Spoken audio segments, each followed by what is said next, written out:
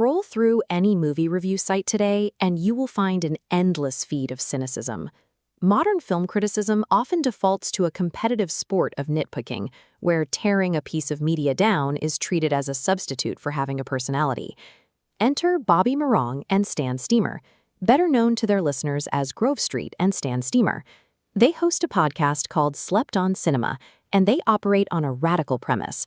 They actually want to enjoy the movies they watch. But they don't cover just any movie. Look at these two dials representing a film's critical reception and its public reception. To qualify for their show, a movie must watch both of those needles drop squarely below 50% on Rotten Tomatoes. To survive these critical disasters and keep themselves engaged, GrobeStreet and Stan rely on a specific mechanical tool.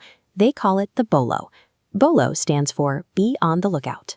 Before they dive into the actual plot of a movie, they give their listeners a list of hyper-specific, bizarre, or strangely nostalgic background details to track during the runtime.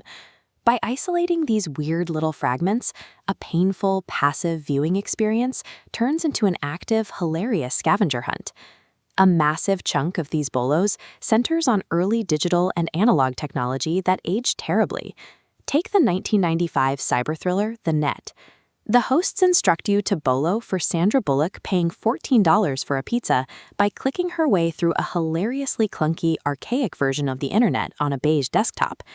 They'll point out how obsolete communication devices are weaponized to build false tension, like the heavy reliance on an urgent beep from a plastic pager in the slasher flick Urban Legend.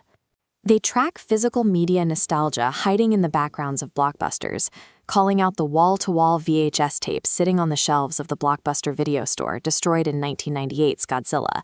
And they love spotting the absurd flex of early portable technology, like a character casually lugging around a heavy 5-inch portable TV and radio combo in the comedy Celtic Pride. These bolos recontextualize the film as an unintentional 90s documentary, shifting the focus to its value as a digital time capsule. Then there are the unhinged tropes and broken physics of retro action cinema. The hosts obsess over over-the-top practical effects. In their episode on Jean-Claude Van Damme's Double Impact, they challenge listeners to BOLO for squibs, those explosive little blood packets hidden under costumes that burst open during a shootout. They track the total disregard for actual physics, instructing viewers of Last Action Hero to keep an eye out for a stunt truck that erupts into a massive fireball a full second before it actually hits anything. And they highlight bizarre, recurring wardrobe choices assigned to villains. If you watch the 1995 sci-fi thriller Species, you have to BOLO for the one-earring bad guy, a henchman rocking a single gold hoop. Cataloging these absurdities provides a different way to engage with the choreography. Repetitive stunts and strange tropes become the raw materials for a high-stakes game of cinematic bingo.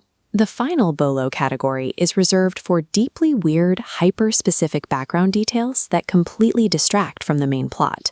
In their review of Showgirls, the hosts bypass the main story entirely to focus on a scene where the characters drive without seatbelts while aggressively and rhythmically jerking their necks around for no clear reason. They highlight unhinged CGI choices that dominate certain viewings. During Hollow Man, the hosts demand you BOLO for the surprisingly detailed digital anatomy rendered onto an invisible Kevin Bacon. Or they call out completely unexplained narrative detours, like an entire subplot revolving around a baked ham in the 2019 remake of Black Christmas. Locating these bizarre, hidden details proves a point. GrobeStreet and Stan are actually paying far closer attention to these critical failures than the original reviewers ever did. When you step back and look at the act of hunting for a BOLO, it reveals a specific kind of cinematic discipline. The BOLO requires a viewer to pay hyper-close attention to the specific choices a filmmaker made, treating every frame, no matter how messy, as worthy of investigation. This level of scrutiny uncovers entertainment where a casual viewer might only see a flop. It suggests that most films have something worth celebrating, provided you know how to look for it. Slept on Cinema finds a much higher yield of fun in genuine enjoyment than in cynical mockery. It demonstrates that rooting for a movie to succeed is a more rewarding way to experience art. If you want to test this theory for yourself, go use their movie matchmaker tool, pick a sub 50% film, and go hunt for your own BOLOs.